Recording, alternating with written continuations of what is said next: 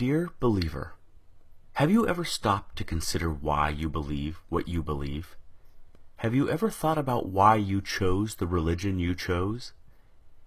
Why do you believe in Jesus Christ as the only means to eternal salvation, and not in karma or reincarnation?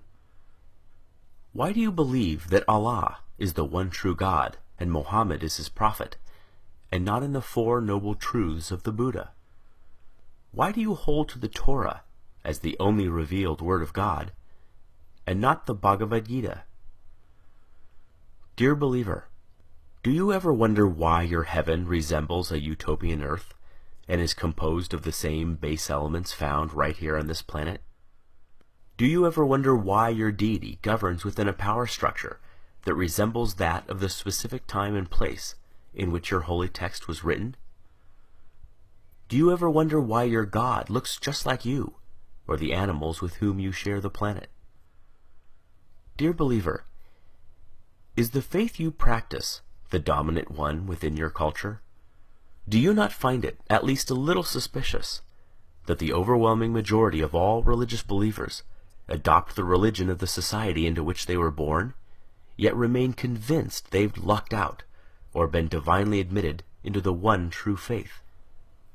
Does it not make you at least somewhat apprehensive that almost every person of faith chooses belief not because of its virtues, supporting evidence, moral codes, or expression of worship, but rather because it was what they were born into? Why, out of the abundance of faith choices available, does almost every believer on the planet choose the faith that's within arm's reach? Are you a Christian because you were born in America or Europe? A Muslim because you were born in Saudi Arabia or Indonesia? A Buddhist because you were born in Japan or China? A Hindu because you were born in India? Can it be that faith is, in almost every case, just an accident of geography? Do you sincerely believe that had you been born in another country, you'd undoubtedly still be practicing the same faith you now embrace? Dear believer, is the faith you practice that of your parents and their parents before them? Is it the first to which you were exposed? Did you know that nearly all religious devotees end up believing what they were taught to believe by their parents? Why is it that we scoff at the idea of labeling a young person a Republican child, or a Marxist child, or a Keynesian child, understanding he or she lacks the intellectual discrimination, life experience, and wisdom to make such a complicated and nuanced decision, but we do not raise so much as an eyebrow when a youngster is referred to as a Christian child, surely a choice no less complex? Could it be that there's no such thing as a Muslim child, just a child of Muslim parents? Dear believer, you are supremely confident in your faith. You know it is the right one, and all others are wrong. You are literally willing to bet your eternal soul on that very fact. And yet, have you ever stopped to consider that there are 24 major religions and literally thousands of different faiths practiced on this planet?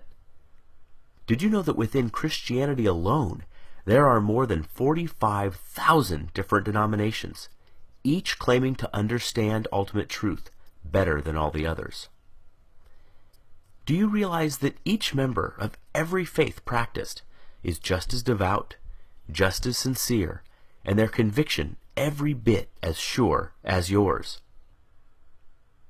Did you know they too read infallible holy texts, have airtight apologetics, have experienced miracles, feel God's presence, sense His still small voice, obediently follow His perfect will for their lives, love Him indescribably, and can defend their belief with the same fervency as you do yours?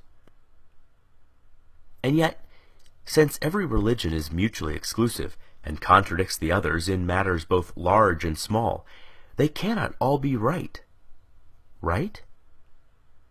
You know, you just know, your faith is the exception. And yet, if every member of every faith feels just as you do, what are the odds you're right? Dear believer, I've often been told that my unbelief is a guarantee of missing out on heaven and ending up in hell. But who's heaven? Who's hell? I've often been told that I should, just to be safe, accept God. After all, what have I got to lose? But who's God? Given so many options, aren't I more likely to choose incorrectly? Might not I be better off wagering on no God rather than on the wrong God? You put it to me, what if you're wrong? But what if you're wrong? What if, rather than Jehovah, Allah is the one true God, or Shiva, or Wu-Tan, or some god on the other side of the planet you've never even heard of yet? The truth is, you already know what it's like to be an atheist in regards to every other faith but your own. It's clear to you that adherents to other faiths are mistaken, deluded, or deceived, but they think the same of you. The way you view them is exactly the way they view you. Every devout Hindu has embraced his faith for the exact same reasons you have embraced yours. Yet you do not find his reasons compelling, nor do you lose sleep at night, fearing that if you die, you'll wake up in his hell. Given this, is it so hard to see why some of us just take our atheism one God further? Dear believer, I wonder if religions aren't just ancient constructs in which early humans attempted to both explain and control the chaotic world around them. Though irrational in content, their emergence certainly isn't. We do not blame our ancestors for inventing religion. There is no shame whatsoever in stumbling when you are blind, or failing to properly construct a puzzle in the dark. But we no longer live in the dark.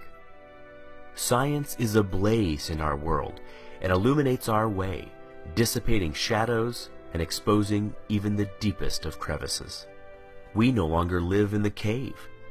We have crossed the valley, scaled the mountains, and have begun to make out the magnificent vista on the other side.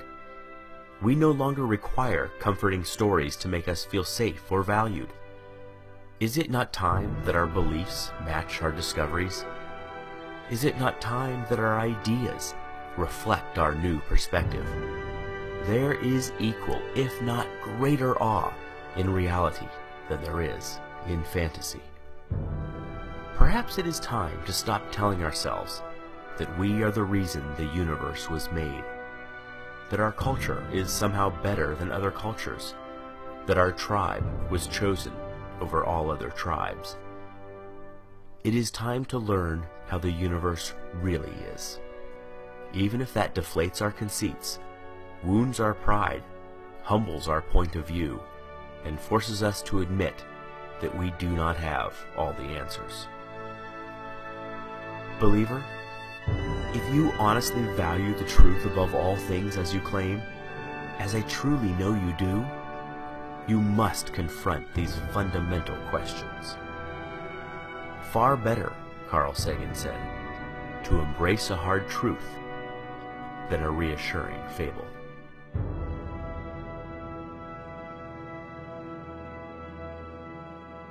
Bellicose.